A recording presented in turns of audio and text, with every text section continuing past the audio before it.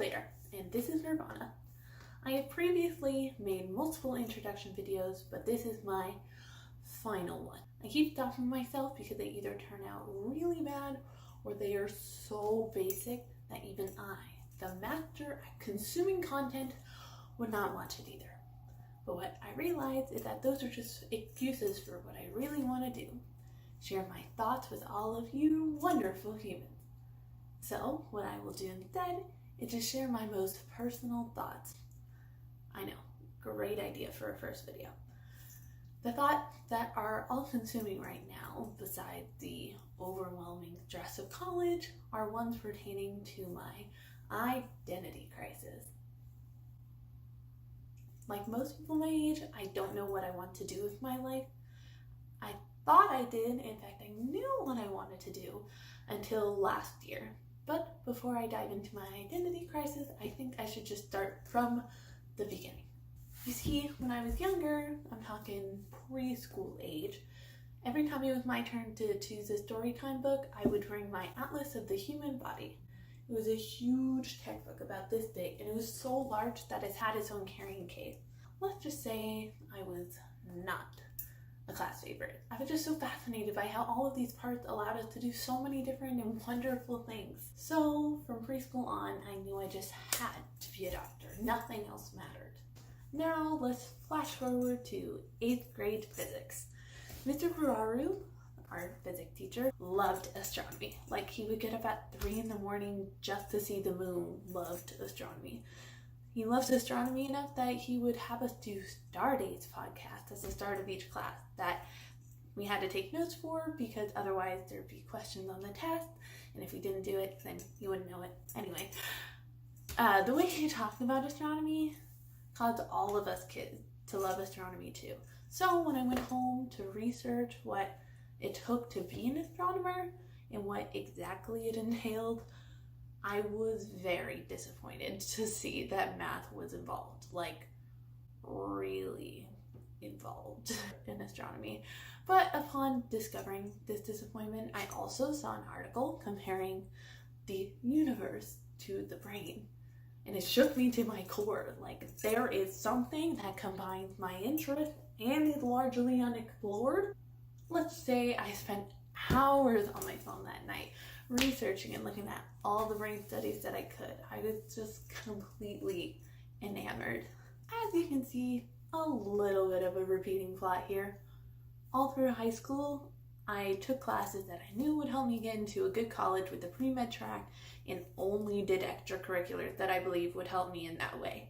The institution I ended up getting into is well known for its extremely rigorous but diverse classes, so I was just really excited to explore neuroscience in even more depth, and that meant I was one step closer to accomplishing my purpose in life, to help people. Then freshman year happened. Yep, this hoe had to throw a wrench, nay, a table saw, into my plan. I took classes that made me question my whole existence, made me think things I never thought of before, made me wonder if being a neurologist was truly what I wanted to do with my life. All of my professors were extremely nice and extremely passionate about their discipline.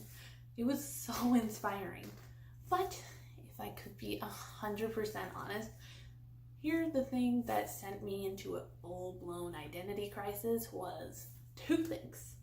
My intro to Southeast Buddhism class, and 2, reading Becoming by Michelle Obama. To start off with my class, I took it my 2nd semester and fell in love with it.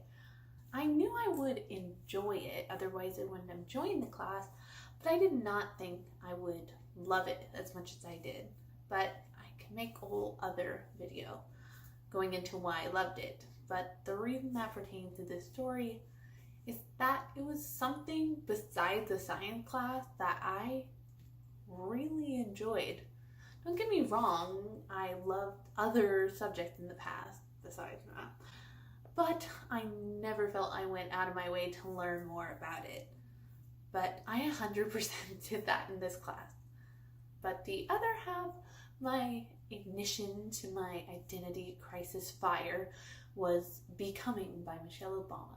A major conflict in her book is her own personal identity crisis. It was after she became a lawyer, and then she realized she just wasn't fulfilled. It was something that she didn't want to do anymore. I saw myself a lot in Michelle Obama's book, reading it and seeing someone as sure as she was going through the same doubts and fears that I was. It completely broke me. I read this book at the beginning of the past summer because in college there is no time for leisure books. So the rest of my summer I was a complete wreck. I became impulsive, but nothing dangerous, just doing anything that came to my mind.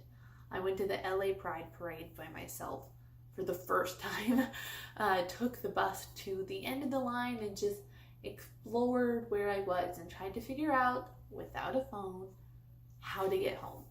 I interned at a physical therapy office for a week, worked for a month, and just basically did anything that I wanted to. Within reason, because I'm not rich, homie. I figured within these little spontaneous adventures, I would find a hint, an inclination of what I would want to do with the rest of my life.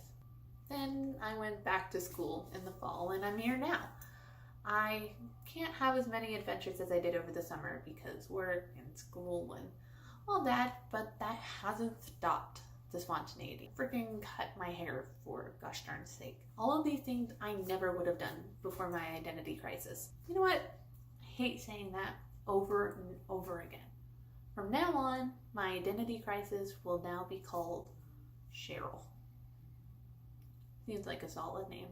I hope with me starting this YouTube page, I can get a better hold of Sheryl and not make her my whole life anymore.